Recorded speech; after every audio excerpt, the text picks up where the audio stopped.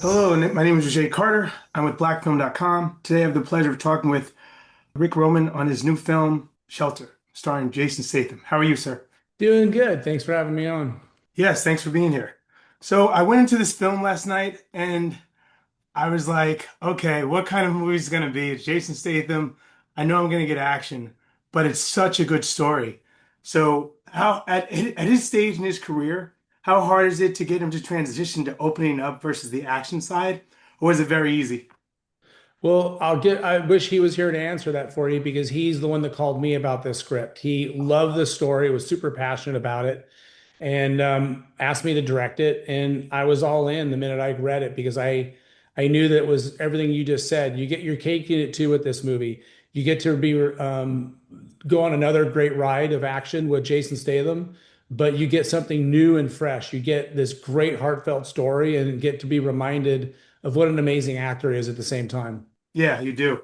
I also see that bond in the beginning of the film. So, you go into this movie seeing like, when's the action coming? When's the action coming? But you got to build that bond. It reminded me of like The Professional or Man on Fire, where the young girl he saves her, and then they build this bond of like a father or daughter relationship. And there's a loving and caring, like he's looking for a hope, and she is that hope. So, how important was that developing that part of the film?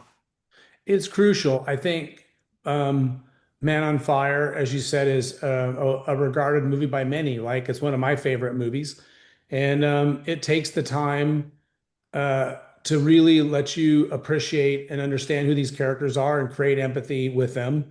We live in this world today where uh, because of streaming and the social media space, we're trying to capture everybody in the first 30 seconds and just dumping the entire movie on them and, where they know everything about it. And then next thing you know, you're like, well, why am I watching the rest if I already know everything that's going to happen? And I love that this one allows the mystery unfold and to find out who these characters are and love and appreciate them. And then when everything is thrown at them, you are on this ride with a great anti-hero like Michael Mason, kind of our Creasy from Man on Yeah. Fire, and how much he's doing, everything he's possibly doing to protect this young girl and find shelter for her. So speaking a little bit about technology, AI, are you a fan of AI and the future of that helping a film like this? Because there was a lot of scenes where I'm like, holy cow.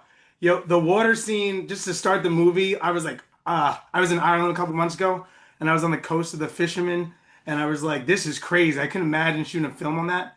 And then you're in the sticks in the mud and that car chasing scene. So would AI help the budget or or is it meant to be shot like that? I love doing things for real. Okay. And if, AI ever becomes into our world of filmmaking, it will be a tool that I'll use, but I'll never rely on it. And I think that's the problem that happened for a number of years with visual effects, where we got into the world of CG and there were great filmmakers like James Cameron that was using it to enhance great action that was done for real. And then we went through that period of everything was fake and cardboard because everybody was relying on it. And I think action has finally gotten back into a place of authenticity and done grounded and done for real, and that's the only way for me is I'm always going to shoot in the real locations and the real environments and do everything as live action as possible. So you also got to work with Bill Nighy. I'm a big fan of his. What was he like? He's become a softer general man in his acting career. So like you can see him from both sides, but I love how you used him in this film. Talk about that experience. Bill Nye is such a pro. I keep saying like we talk about doing our own action movie together and making him an action star. But it's one of my favorite things is to watch people of his stature that could easily phone it in, take the paycheck and go home, but they're in it to win it. They're in there with all their passion, really devoted to the craft and and the character and asking great questions and wanting to be a part of, the thematics of this movie. For me, this story was always about what is justice today? Where is our line in the sand as a society and our own morality? And I love that this movie kind of dances around those themes and does it in a form of escapism, but it's still on the forefront. So you starting out, who was big for you in terms of like your action hero? And did you ever get to work with him on set, or would you like to work with him at one point? I was fortunate enough in my early career to work with Mel Gibson for years and Nice. really loved that. a lot of the early movies that he did, and still today as a filmmaker, they all had great character work. They were all emotionally driven, but they had the action, they had the scope of everything too. But they were done kind of more grounded in a way that the characters related to us. And as far as filmmakers, my mentor is Tony Scott, and I loved how bold and fearless he was in all the films that he directed, including Man on Fire that we're talking about here. So also, this is your first film with Jason Statham, correct? Mhm. Any chance you guys working again?